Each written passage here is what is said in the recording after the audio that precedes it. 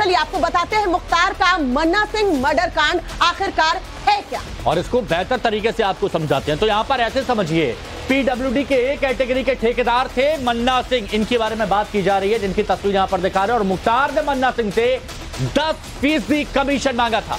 जी हाँ, 10% कमीशन मांगा था, लेकिन मन्ना सिंह ने मुख्तार को कमीशन देने से इनकार कर दिया। तो 29 अगस्त 2009 को मन्ना सिंह की हत्या कर दी जाती है।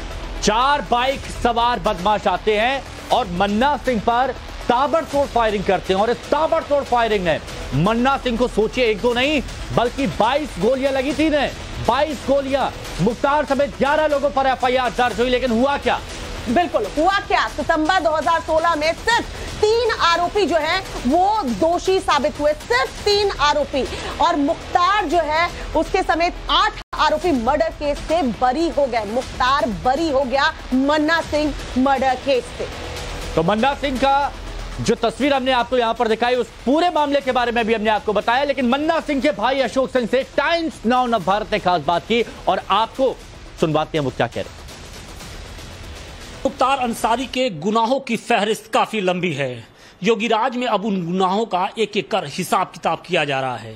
हमारे साथ अशोक सिंह जी हैं, जिनके भाई मन्ना सिंह की गोली मारकर हत्या कर दी गई थी और आरोपों के घेरे में माफिया डॉन मुख्तार अंसारी था। बड़ी बात यह है कि न सिर्फ मन्ना सिंह की गोली मारकर हत्या की गई, बल्कि इस केस में जो भी गवाह थे उनको भी मौत की नींद सुला दिया गया। अशोक सिंह जी हैं, वो पूरा वाकया बताएंगे। सर, ये बताइए कि ये घटना कब हुई थी और इसके पीछे की रंजिश क्या थी? 29 अगस्त 2009 को यह घटना हुई थी। यहीं गाजीपुर तिराहे पे यूनियन बैंक है। भाई साहब ट्रकों का हिसाब ले रहे थे और मुख्तार अंसारी ने अपने लोगों से गोली चलवाई। उसमें भाई साहब ऑन स्पॉट उनकी मौत हो गई।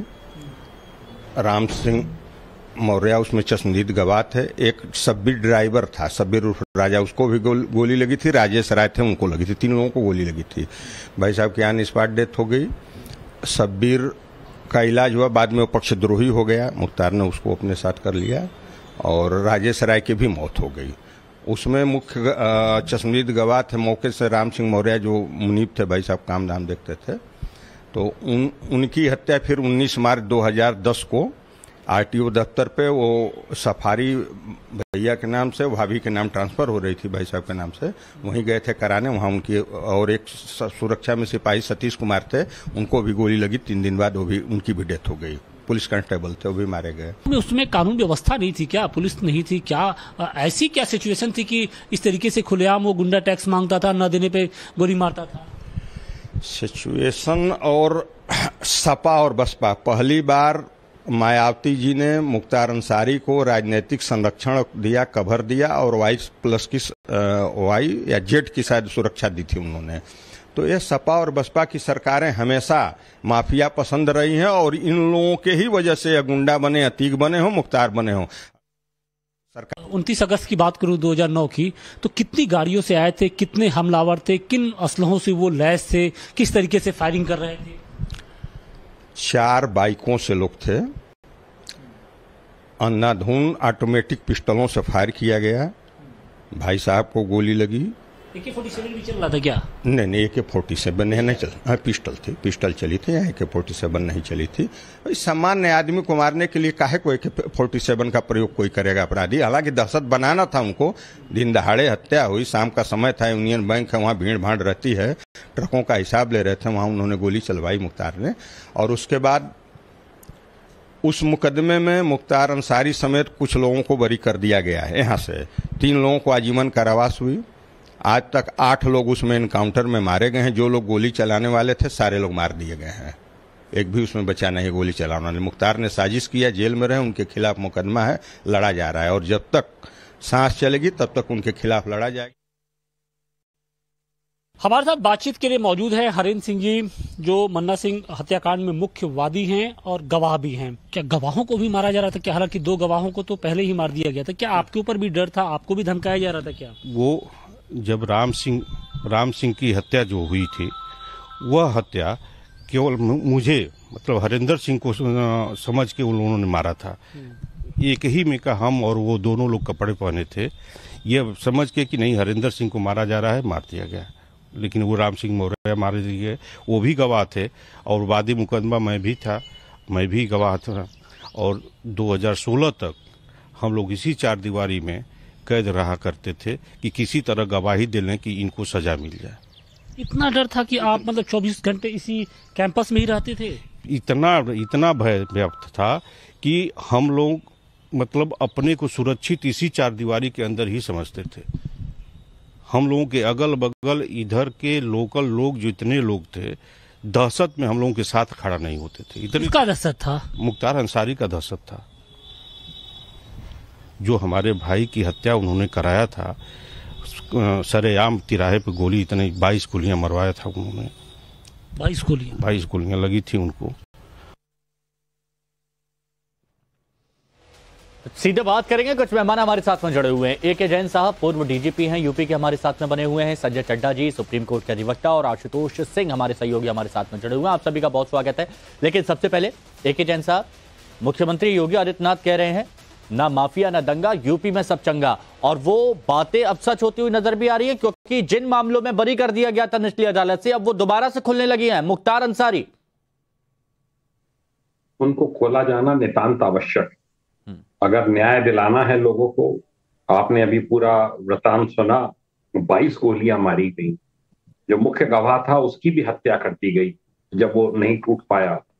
तो ऐसे सभी परिवारों को सुरक्षा प्रदान किया जाना, उनकी गवाहियां प्रॉपर हों, ऊपरी अदालत में इसके खिलाफ अपील की जाए, मजबूती से वहां पर गवाही हो, गवाहों को सुरक्षा प्रदान की जाए, सरकारी वकील सब जिम्मेदारी के साथ अपना गवाहियां दें, पुलिस का पूरा प्रोटेक्शन रहे। इस समय काफी हतोत्साहित है ये गैंग मुख्तार अंसारी का। आज वो परिस्थितियां नहीं है जो पहले गाजीपुर में होती थी। इसका पूरा लाभ उठाया जाना चाहिए, और इन सबको कतई भी हल्के में नहीं लिया जाना चाहिए कि ये पुनः संगठित नहीं हो सकते हैं या पुनः कोई घटना कारित नहीं कर सकते हैं। अतीत के बारे में सोचा जा रहा था कि 1000 करोड़ से ऊपर का उसका अंपायर छिन्न भिन्न हो गया, तो अब तो वो बिल्कुल जो है ठंडे बस्ते में चला गया, और आपने देखा प्रयागराज में कितने जघन्य कांड को अंजाम दिया गया। ये मुख्तार अंसारी भी पुलिसकर्मियों की पूर्व में हत्या कर चुका है, आपने अभी सुना, और शातिर किस्म का क्रिमिनल है, और पॉलिटिकल पैटर्नेज थी। इस समय कोई पॉलिटिकल पैटर्नेज नहीं है। इसका पूरा लाभ उठाया जाना चाहिए। जो न्याय है वो लोगों के साथ में होना चाहिए, न सिर्फ होना चाहिए, दिखना भी चाहिए कि न्याय हो रहा है। इसके भी बड़े दूरगामी परिणाम पूरे प्रदेश के अपराध जगत के लिए होंगे। बिल्कुल ए.के. जैन साहब, ये बात आपने सही कहा कि न्याय सिर्फ होना ही नहीं चाहिए, दिखना भी चाहिए, क्योंकि जब न्याय दिखेगा और होगा तो जाहिर सी बात है कि दूर तक उस न्याय की भी जो छवि है, जो गूंज है, वो दिखाई देगी, सुनाई देगी। लोग और भी ऐसे सामने आएंगे जो इन माफियाओं के सताए हुए हैं। संजय चड्ढा जी, आपका रुख करते हुए जरा बताइए कि कानूनी दावपेच कैसे होंगे, कैसे कानूनी कार्रवाई आगे बढ़ेगी अब जब मुख्तार की फाइल खुल रही है? माफिया को मिट्टी में मिला दूंगा जो कहा था योगी आदित्यनाथ ने, आज उसे साबित करते हुए किस तरीके से निचली अदालत से बरी कर दिया गया, अब ऊपर की अदालत में जब अपील की जाएगी तो किस तरीके से मुश्किलें बढ़ेंगी इसकी? देखिए, सबसे पहले कई लीगल प्रोविजंस हैं जिनका ख्याल रखना बहुत आवश्यक है। सबसे महत्वपूर्ण है कितना समय हो गया है। क्या हम लोगों के पास, या सरकार जो कह रही है कि वो अपील करेंगे, उनके पास इतना समय है? समय का अर्थ है लिमिटेशन। कब जजमेंट हुआ था उसकी एक म्याद होती है। विद इन दैट पीरियड आपको अपेरेंटली लिमिटेशन के अंदर ही किसी केस को खोला जाता है। तो वही मैं आपसे जानना चाहता हूं, जब बताया, श्वेता ने भी बताया कि 2016 में जजमेंट हुआ था, तो 2016 से लेकर अभी तक कितनी टाइम लिमिट वो रहती है? वो टाइम लिमिट आप स्तब्ध रह जाएंगे हिमांशु जी, सिर्फ 90 दिन की होती है। 90 दिन के अंदर अपील की जाती है।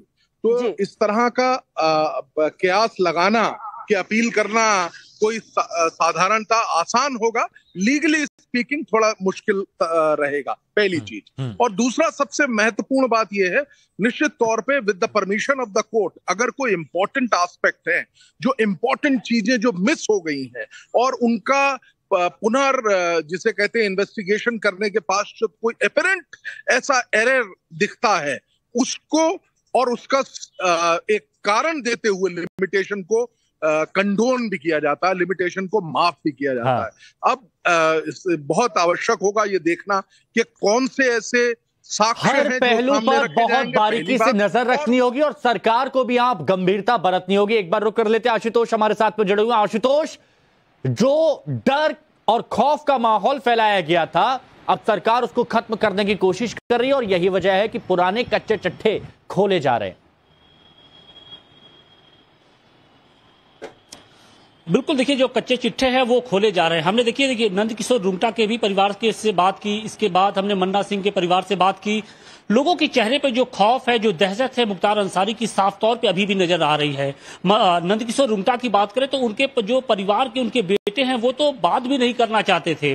दूसरी तरफ मन्ना सिंह के जो परिवार के लोग थे वो अभी भी ये कह रहे हैं कि कब उनके ऊपर कहां से अटैक हो जाए, किधर से अटैक हो जाए, ये उनको खुद नहीं मालूम होता है। और लेकिन जब उत्तर प्रदेश में योगी सरकार आ चुकी है, अब उसकी जो गुनाहों का जो हिसाब किताब है वो एक तरीके से शुरू हो गया है। हमने देखा था कि अतीक अहमद का जो चैप्टर है वो पूरी तरीके से क्लोज हो गया है और अब जो मुख्तार अंसारी है उनका भी हिसाब किताब किया जा रहा है। देखिए जो पुरानी फाइलें हैं फिर से खोली जा रही हैं। हमारे साथ मुख्तार अंसारी से जुड़े हुए जो लोग हैं उनसे भी बात की, अफजाल अंसारी से भी बात की, तो लेकिन उनका यही कहना है कि सिर्फ हमारे ऊपर एक तरीके से राजनीतिक तौर पे उनको फंसाने की कोशिश की जा रही है। लेकिन हमारे साथ वो परिवार भी है जिसने आतंक के उस दंश को झेला है। हमारे साथ कृष्णानंद राय के बेटे पीयूष हैं। पीयूष, ये बताइए कि 18 सालों का एक तरीके से 18 साल का वक्त बीत चुका, लेकिन अभी भी इंसाफ अधूरा है। आपके भी जो पिता के हत्यारे थे, सीबीआई कोर्ट मामला जरूर चला लेकिन वहां से बाइज्जत बरी हो गए। क्या लगता है इंसाफ मिलेगा आपको? पहले तो मैं टाइम्स नाउ नव भारत को आभार व्यक्त करूंगा कि आपने मुझे मौका दिया अपने चैनल पे बोलने का। और जैसा कि आप कह रहे हैं कि 18 वर्षों का संघर्ष है, तो मेरा मानना है कि ये संघर्ष 1995 से चला आ रहा है।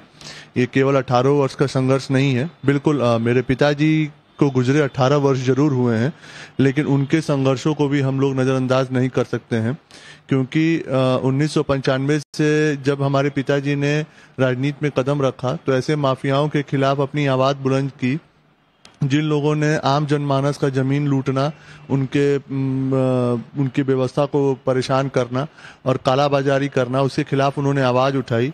और इन्होंने मोहम्मदाबाद जैसी पावन धरती को, शहीदी धरती को अपना जागीर समझ रखा था इस काले साम्राज्य के लिए, उसके खिलाफ उन्होंने आवाज़ उठाई, जिसके चलते उनकी राजनीतिक हत्या 2005 में करी गई। और बिल्कुल मेरा ये मानना है कि उनकी हत्या होने के बाद हमारा परिवार, मैं और व्यक्तिगत मेरे माताजी इस पे पीड़ित ज़्यादा हुए और हम लोगों का संघर्ष उसी तरीके से चलता रहा। लेकिन एक आस था सीबीआई कोर्ट से कि हम लोगों को इसमें फैसला हम लोगों के पक्ष में होगा, लेकिन न्यायपालिका का यही एक सुंदर कह लीजिए एक कड़ी है कि आपके आस के अनुसार वो काम नहीं करती। न्यायपालिका एक स्वतंत्र संस्था है, वो अपनी कार्य अपने अनुसार करेगी, जिसमें हम लोगों के खिलाफ वो फैसला जुलाई 2019 में चला गया। और मेरा मानना है कि अभी भी सीबीआई द्वारा वो हाई कोर्ट में अपील किया जा चुका है इस आदेश के खिलाफ। उसमें जज ने भी ये स्पष्ट किया अपने आदेश में कि अगर जो एक दो गवाहों ने अपने बयान मुकरे हैं, अगर वो मुकरे नहीं होते तो इस केस का फैसला कुछ और हुआ करता। मुख्तार अंसारी किस तरीके से गवाहों को प्रभावित करता था, गवाही को प्रभावित करता था? कितना खौफ था गवाहों के ऊपर कि वो आपके पिता के साथ थे, स्टार्टिंग में उन्होंने कहा कि नहीं हम गवाही देंगे, लेकिन बाद में वो पलट गए?